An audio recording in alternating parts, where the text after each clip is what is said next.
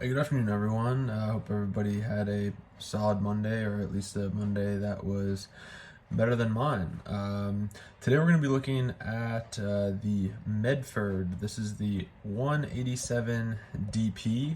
This particular model is a DLT exclusive, and apologize. This is such a large knife. It's kind of hard to fit in the frame, which is a common theme that we see with these Medfords. This particular one, so this has a 3V steel blade. It's a tumbled PVD coating on it. The handles on it are kind of blue anodized. I don't know if I'd call it blue. It's almost like a purplish hue to it, almost. I don't know. It's pretty subtle though. Like you read blue and you're like, wow, this thing's gonna be super blue. It really isn't. It's very subtle. The overall length on this one is 9.5 inches, so this is a monster of a knife. Maybe not for all you other Medford fans, but for me, this thing is huge. I also thought it kind of interesting. So when you look up this blade, when it's advertised, whether it's DLT Trading or even on Medford's site, they actually list the blade as 3.75 inches, which that is actually only the cutting surface of the blade. The actual blade is 4.25 inches. So kind of interesting. I don't know if it's like misleading, but it was one of those things that before I got this, I was like, oh, 3.75 inch blade, easy day. Got this thing, looked up more information on it, and was like, oh my gosh. This also, so it has a 5.25 inch overall length, and it comes in at 7.1 ounces. And I have sat with this knife for a while. I've carried it quite a bit. Obviously, I mean, 7.1 ounces. This thing is an absolute beast. And I was thinking about it just in my head, and I was like, man, like this thing would almost like double as like Nux, like crazy. So, a lot of weight there. I did end up carrying it all day today, just right before I did this video, and I don't want to say like, I was wearing like cargo pants. I know that sounds misleading. They were, yeah. Anyways, but it really wasn't that noticeable in my work pants at all. If you're familiar with Cry Precision, so just wearing their field pants. It's not bad at all. Like I did think that, since it's so heavy, and I know I complain about the weight of knives, it really isn't that bad, and that was surprising. Finally, before we jump into the review of this behemoth, the MSRP on this is $560, but if you are interested in getting into Medford such as this, I can't stress it enough. I know I've said it in my other videos too.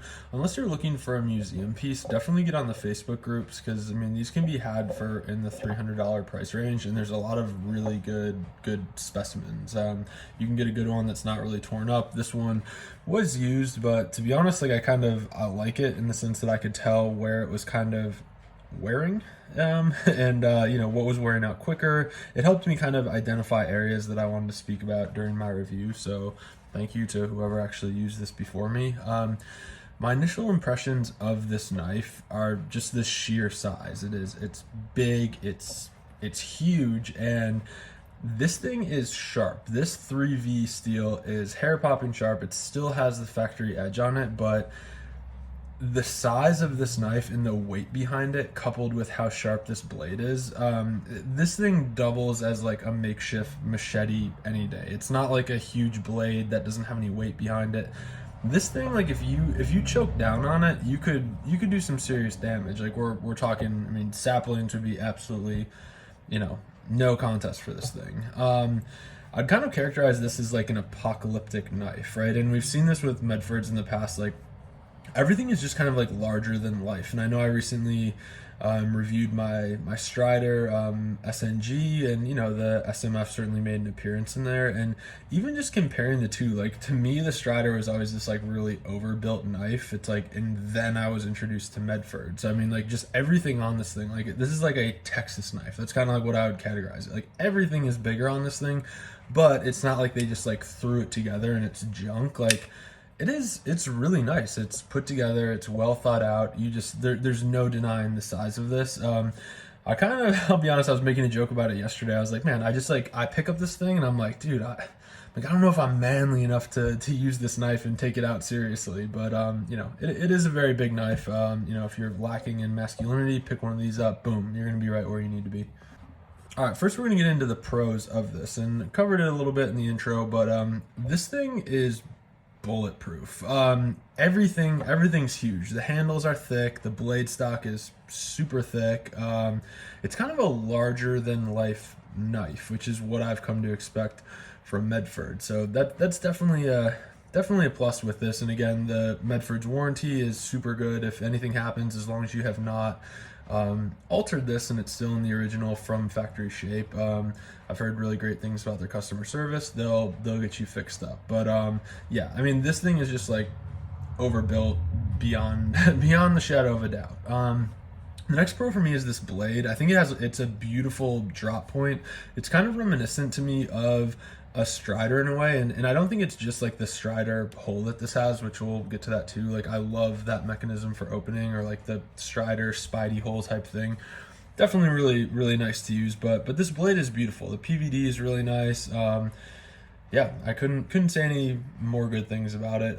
As I said, also it is razor sharp, which you know, like I said before too, you choke down on this thing all day, you have a makeshift machete that could probably handle anything. The next pro for me is going to be the choil. I know the slim midi that I tested, I wouldn't really call it a usable choil, and I do have skinnier fingers. Like, I have big hands with skinny fingers. I could definitely and like feel confident using the choil supplied, and like I don't know, I thought that was really cool to see, but that does increase the overall length of the blade, which we covered that in the intro too. So the choil is nice. I like it. If a knife has a choil, it should be usable, and I shouldn't be worried about, you know, to the extent possible, cutting my finger on this lower part of the blade. So that was great. I also really liked the jimping on this.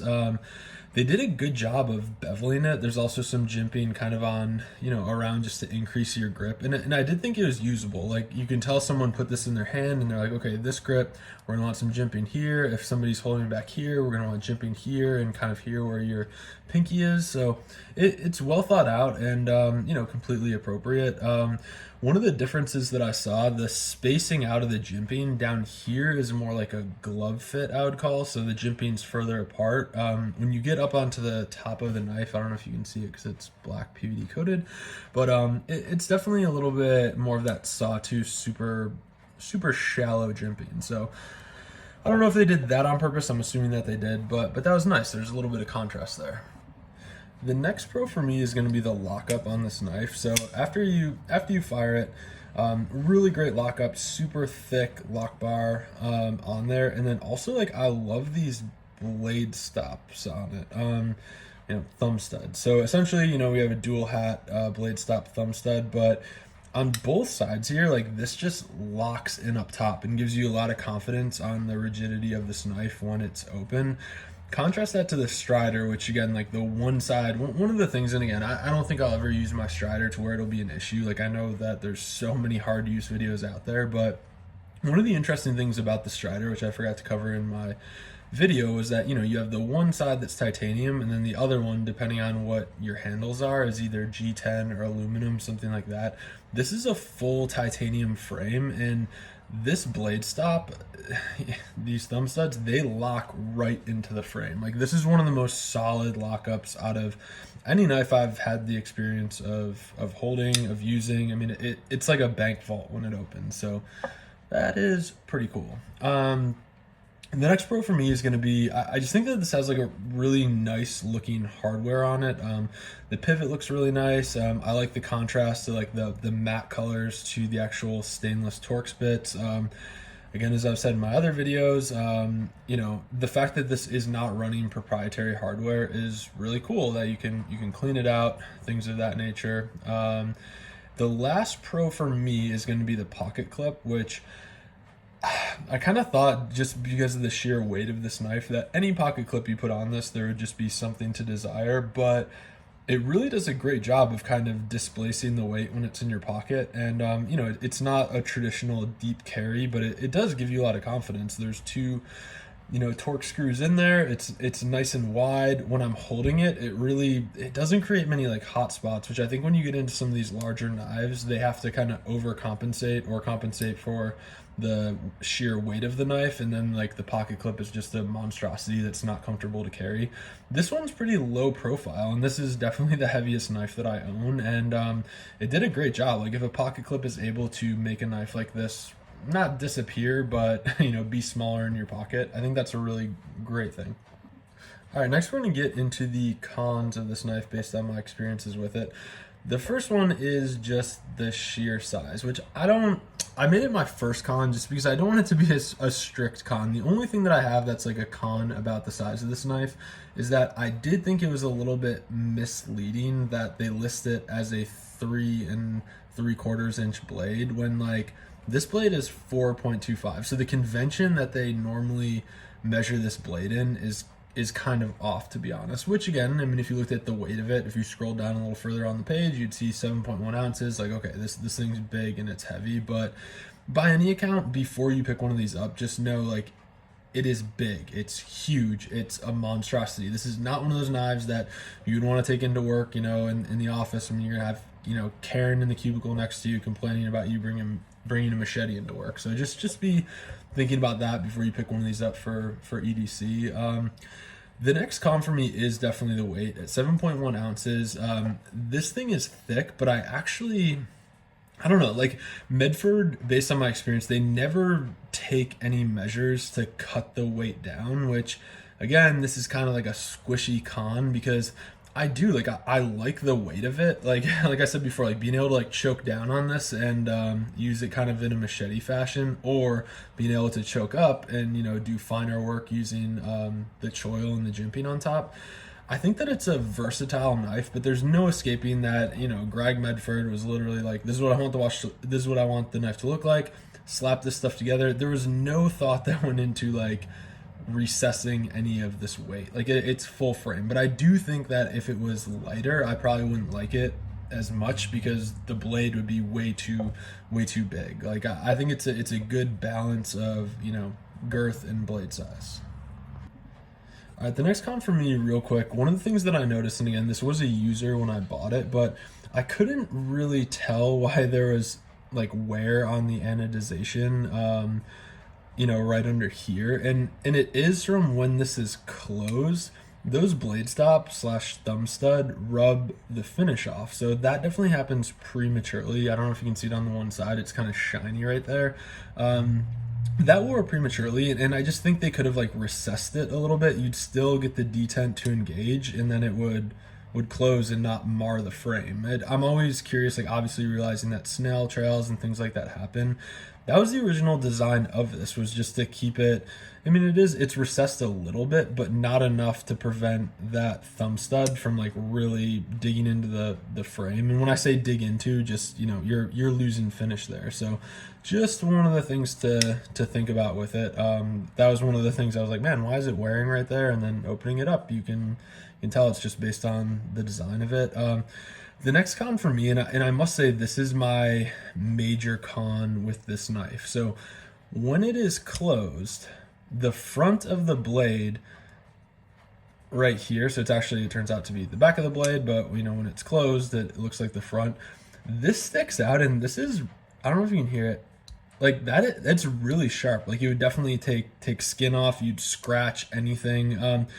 I haven't really seen that design, and I know it's just the way that the lock bar actually engages the back of the blade, but just from like a not totality standpoint, but from certainly a cosmetic standpoint, it's just a weird design to have the front of the blade not only sticking out like that, but having it stick out and be sharp. I don't know if you can see it right there.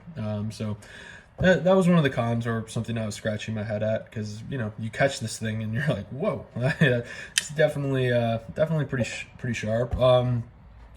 The next con for me, and this will actually be the last one, I know I said it about the slim midi, but this lock bar, they did not chamfer it at all, which again, I've kind of just grown used to having companies chamfering this lock bar to make it more comfortable to actuate, and this thing is still sharp. And the other question that I kind of had was, realizing, I don't know, I mean, if the intended audience was someone that was wearing gloves using this knife, I don't know why they ended up, the place for your finger to go, they took this out, so they, routed this out really far back on the knife where I can't even get the mechanical advantage really to be able to like close the knife comfortably this far down. So it's kind of curious to me. Like they probably could have done half of this where they actually reduced, yeah, well, there they go, reducing some of the weight. But I just thought that was an interesting piece. Like I do really love like Medford folders, but for the most part, this little like recess routing that they do right here, it's kind of it's sharp. This one isn't as bad as the slim midi that I have, but it still definitely leaves something to be desired. So just be thinking about that as well. All right, and that concludes my review of the Medford 187 DP.